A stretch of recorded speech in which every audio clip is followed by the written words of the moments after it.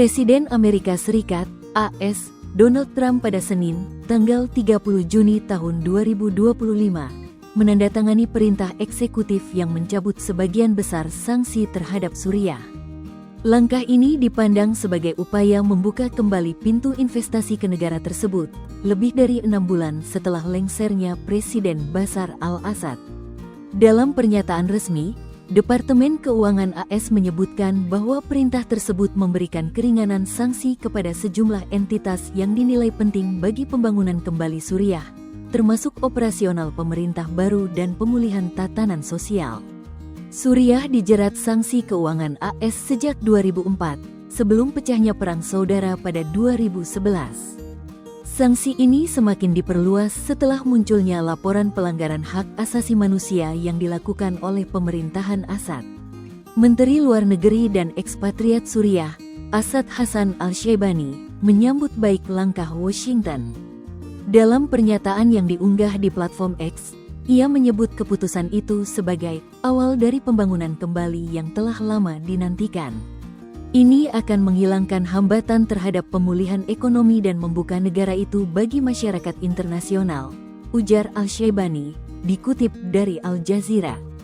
Dalam kunjungannya ke Timur Tengah pada Mei tahun 2025, Trump menjanjikan keringanan sanksi bagi Suriah. Ia menegaskan komitmen AS untuk mendukung stabilitas di kawasan. Amerika Serikat berkomitmen untuk mendukung Suriah yang stabil, bersatu, dan damai dengan dirinya sendiri dan negara-negara tetangganya, kata Trump dalam pernyataannya pada Senin waktu setempat.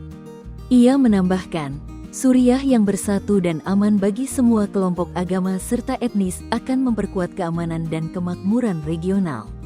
Reporter Al Jazeera, Mike Hanna, melaporkan dari Washington DC bahwa keringanan sanksi tersebut bersifat luas. Ia menyebut langkah ini sinyal besar bagi pembangunan kembali Suriah. Sanksi tetap berlaku bagi pihak tertentu. Meski sebagian besar sanksi dicabut, pemerintahan Trump menegaskan bahwa pembatasan terhadap individu dan kelompok tertentu tetap diberlakukan. Sanksi terhadap Assad, kelompok militan ISIS, serta Iran dan para sekutunya tidak akan dicabut.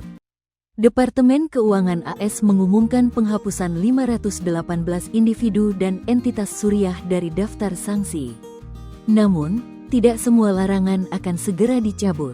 Sebagai contoh, Trump memerintahkan lembaga-lembaga federal untuk mengevaluasi apakah syarat-syarat dalam Undang-Undang Caesar telah terpenuhi.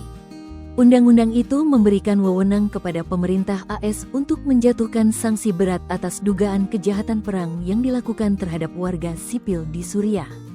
Di Kongres AS, anggota parlemen dari Partai Demokrat Ilhan Omar bersama anggota Partai Republik Anna Paulina Luna mengusulkan rancangan undang-undang untuk mencabut sanksi terhadap Suriah secara legislatif.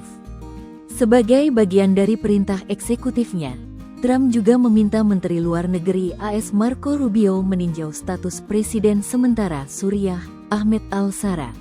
Selain itu, Trump memerintahkan evaluasi terhadap penetapan kelompok Front al-Nusra, yang kini dikenal sebagai Hayat Tahrir al-Sham, HTS, sebagai organisasi teroris asing.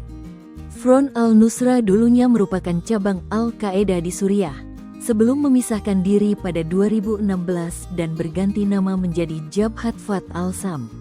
Al-Shara, yang juga dikenal dengan nama Abu Mohammed al-Julani, menjadi pemimpin de facto wilayah pemberontak di Idlib selama bertahun-tahun. Ia kemudian memimpin serangan yang menggulingkan Assad pada Desember tahun 2024. Trump sempat bertemu dengan al-Shara di Arab Saudi pada Mei lalu. Dalam kesempatan itu, ia menyebutnya sebagai sosok yang menarik dan tangguh. Al-Shara menjanjikan pemerintahan inklusif untuk meredam kekhawatiran terhadap masa lalunya yang terkait dengan Al-Qaeda. Namun, sejumlah laporan mengenai kekerasan dan penculikan terhadap warga dari kaum Alawite yang terkait dengan Assad masih menjadi perhatian kelompok pegiat HAM. Meski demikian, Al-Shara menegaskan bahwa Suriah di bawah pemerintahannya tidak akan menjadi ancaman bagi negara-negara tetangga, termasuk Israel, yang kerap melakukan serangan udara ke wilayah Suriah di luar dataran tinggi Golan yang diduduki. Download Tribun X sekarang, menghadirkan lokal menjadi Indonesia.